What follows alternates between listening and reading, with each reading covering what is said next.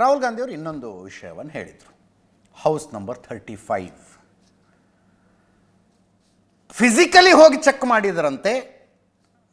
ಕಾಂಗ್ರೆಸ್ನ ಕಾರ್ಯಕರ್ತರು ಯಾರು ಸಂಶೋಧನೆ ಮಾಡ್ತಿದ್ರಲ್ಲ ಅವರು ಫಿಸಿಕಲಿ ಹೋಗಿ ಚೆಕ್ ಮಾಡಿದರಂತೆ. 10/12 ರೂಮ್ ಇದೆಯಂಥದ್ದು. 10/12 ಹಿಂಗೆ 10 ಅಡಿ ಹಿಂಗೆ 12 ಅಡಿ.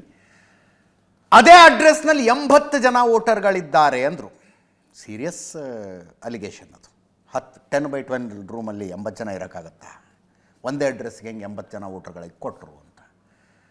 ಇಲ್ಲೇ ಇರೋದಲ್ವ ಮಾದೇವಪುರದಲ್ಲಿ ನಮ್ಮ ರಿಪೋರ್ಟರ್ಗಳು ಹುಡುಕೊಂಡು ಹೋದರು ಏನಿದೆ ಕಥೆ ಅಂತ. ಆ್ಯಕ್ಚುಲಿ ಸ್ವಲ್ಪ ದೊಡ್ಡ ಸೈಟು, ಒಳಗೆ 35 ಮನೆಗಳಿದಾವಲ್ಲಿ. It is not house number 35. ಅಂದರೆ 35 ಮನೆಗಳ ಸಾಲ ಕಟ್ಟಿಸಿದ್ದಾರೆ, ಸಣ್ಣ ಸಣ್ಣ ಮನೆಗಳನ್ನು ಕಾರ್ಮಿಕರಿಗೆ ಬಾಡಿಗೆ ಕೊಡೋದಕ್ಕೆ. ಈ ಹಳೆ ಕಾಲದಲ್ಲಿ ವಠಾರ ಅಂತಿದ್ವಲ್ಲ, ಹಾಗಿದೆ ಅದು. ಇಲ್ಲಿ ನೋಡ್ತಾ ಇದ್ದಾರೆ ನೋಡಿ, ಇದೆ ಅಲ್ಲಿರೋದು ಟೋಟಲ್ ಮನೆಗಳು 35 ಮನೆಗಳಲ್ಲಿ 80 ಜನ ಮತದಾರರಿರೋದು ಲಾಜಿಕಲ್.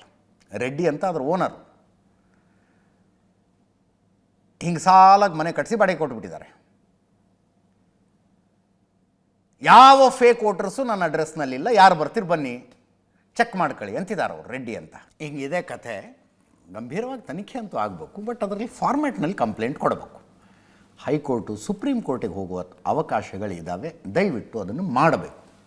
ಪ್ರಜಾಪ್ರಭುತ್ವ ಆರೋಗ್ಯಕರವಾಗಿರಬೇಕು ಅಂತ ಬಯಸುವ ಎಲ್ಲರ ಬೇಡಿಕೆ ಅದು. ಇಲ್ಲಿಗೆ ಬಿಡಬಾರ್ದು ಇದನ್ನು. ಇಂಥದ್ದೊಂದು ಅಲಿಗೇಷನ್ ಬಂದಾಗ ಬಿ ಜೆ ಪಿಯವರು ರಿಯಾಕ್ಟ್ ಮಾಡ್ತಾರೆ. ಎಸ್ಪೆಷಲಿ ಅರವಿಂದ ಲಿಂಬಾವಳಿಯವರು ಈ ಕ್ಷೇತ್ರವನ್ನು ಪ್ರತಿನಿಧಿಸಿದವರು, ಶಾಸಕರಾಗಿದ್ದವರು. ಈ ಸಲ ಅವರ ಪತ್ನಿ ಗೆದ್ದಿದ್ದಾರೆ ಅಲ್ಲಿಂದ.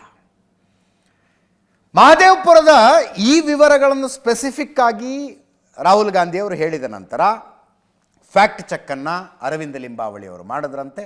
ಅದರ ಬಗ್ಗೆ ಒಂದು ಪತ್ರಿಕಾಗೋಷ್ಠಿ ಮಾಡಿದ್ರು B J P state B J P ಆಫೀಸ್ನಿಂದ. ಹೌಸ್ ನಂಬರ್ 000 ಅವರು ವರುಣ ಕ್ಷೇತ್ರದಲ್ಲಿ ಇಷ್ಟಿದ್ದಾವೆ, ಅಂದರೆ ಕಾಂಗ್ರೆಸ್ನವರು ಗೆದ್ದಿರುವ ಕ್ಷೇತ್ರಗಳಲ್ಲಿ ಇಷ್ಟಿದ್ದಾವೆ, ಇವೆಲ್ಲ ಫೇಕ್ ವೋಟರ್ಸ್ ಅಂತೀರಾ? ಆಯೋಗಕ್ಕೆ ಕಂಪ್ಲೇಂಟ್ ಕೊಡಿ, ಅವರ ಆಗ್ರಹ ಅದು. ಮಹದೇವಪುರ ಕ್ಷೇತ್ರ, ಅಲ್ಲಿ ಕ್ಷೇತ್ರದಲ್ಲಿ ಜನಸಂಖ್ಯೆ ಹೆಂಗೆ ಬೆಳೆದಿದೆ, ಪ್ರಾಪರ್ಟಿಗಳು ಹೆಂಗೆ ಬೆಳೆದಿದ್ದಾರೆ. ಮಹದೇವಪುರ ಬೇಸಿಕಲಿ ಈ ಸಾಫ್ಟ್ವೇರ್ ಕಂಪ್ನಿಗಳೇ, ತುಂಬ ಸಾಫ್ಟ್ವೇರ್ ಕಂಪನಿಗಳು ಬರುವಂಥ ಕ್ಷೇತ್ರ ಅದು. ಅಲ್ಲಿ ವಲಸಿಗರು ಜಾಸ್ತಿ, ಬೇರೆ ಬೇರೆ ರಾಜ್ಯಗಳಿಂದ ಬಂದಿರುವ ವಲಸಿಗರು ಅತಿ ಹೆಚ್ಚು ಪ್ರಮಾಣದಲ್ಲಿದ್ದಾರೆ.